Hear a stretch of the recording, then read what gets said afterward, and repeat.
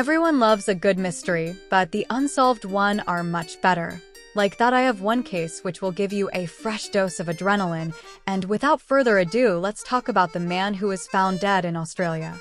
The Somerton Man. In December 1948, a body was found on Somerton Beach in Adelaide, Australia. The body was a man who was dressed impeccably in a suit with polished shoes, and his head was slumped against a wall. Authorities thought the cause of death was heart failure or more likely poisoning, but no trace of poison was found in the autopsy. There wasn't a wallet or any type of identification on the man, and all the tags from his clothing were cut out. The fingerprints that the authorities took of him were also unidentifiable. They even put a photo of the body in the newspapers, and still, no one could identify who the man was.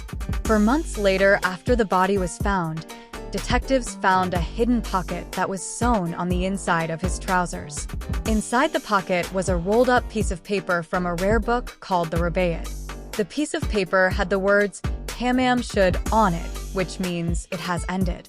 After months of looking for the exact book, authorities decide to bury the Somerton Man without identification. Although a cast was taken of the bust, and he was embalmed to preserve him. 8 months later, a man walked into the police station. He claimed that just after the body was found, he found a copy of the Rubaiyat in the back of his car that he kept parked near Somerton Beach.